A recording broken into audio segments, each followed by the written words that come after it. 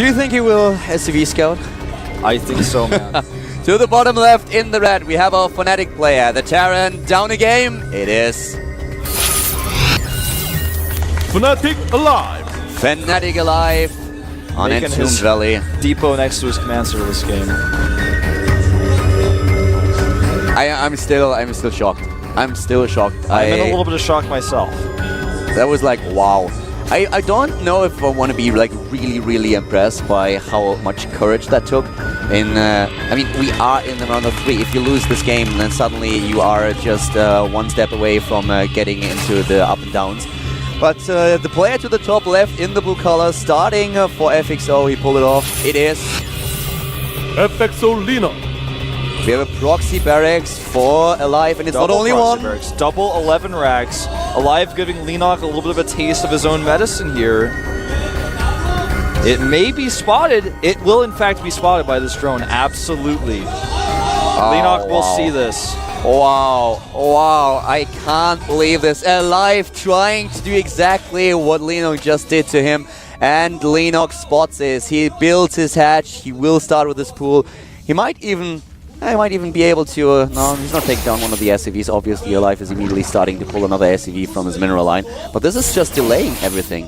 Yeah, and he's seen it so he can prepare. He did make the hatchery right before seeing it, so he wasn't able to alter his build in that way. But now he's just going to... there's no way a bunker's going to go up without him knowing it. He knows exactly how many zerlings he needs to make. He's not just going to skimp. He's not going to make 4. He's going to make them ASAP as well. So he should be able to hold this. But in the past, Keldor, we have seen games where barracks have been spotted and died. Oh, yeah. Especially, like, for example, Lucira was quite notable at losing his hatchery then still winning the game, but losing his hatchery after scouting this.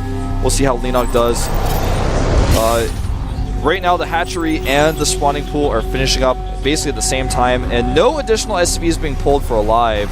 He's actually just going with 1 here by the looks of things. The harvester count is 14 to 16 drones, 14 SCVs to 16 drones.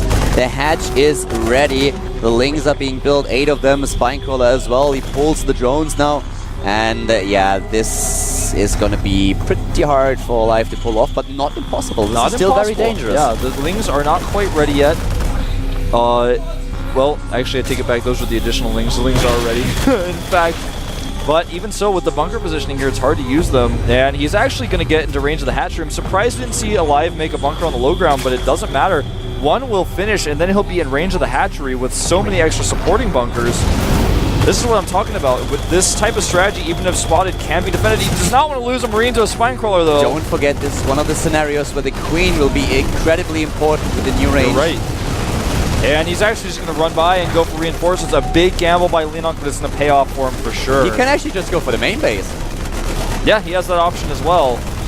He doesn't quite have enough units because Alive has pulled back. It's bought him a lot of time, though, to get these additional Spinecrawlers up.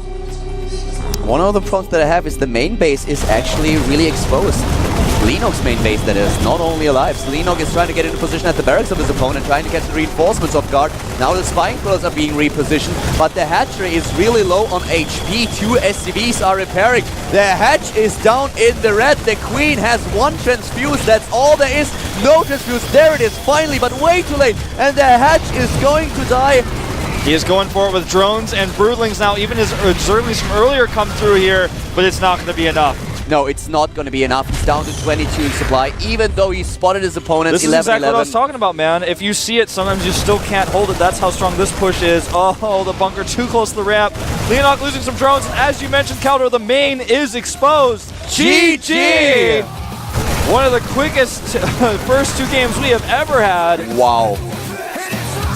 Alive taking him out in the second game. Again, showing him a little bit of his own medicine there. Choya coming out, looking a little bit flustered. This series is, I mean, wow. Both games under 10 minutes.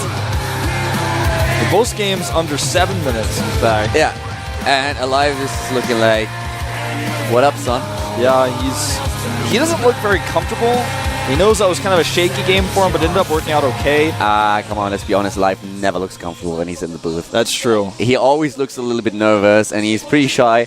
Pretty fun guy, really fun, but very, very shy. Doesn't talk a lot, unless he's drunk. which we've seen in the past. No, but he's a very, very, I would say, introverted person. At least when he's playing, very concentrated. And there he is smiling, a rare sight when he's playing at the GSL. Leenock and Alive just having a bit of fun in the chat. Yep. Well, this is going to be our final map. It is going to be Daybreak. Great two-player map. My favorite map in the map pool right now. I think, to be honest, we're not going to see any sort of weird strategies like we saw in the last 2 games. This game is going to be as straight up as it gets. Will these 2 players prove me wrong? Only time will tell, Calder. This is the GSL Code A. Final game, one of these players goes to Code S. I don't know, I couldn't transition out of that correctly. I mistimed it. Here we go.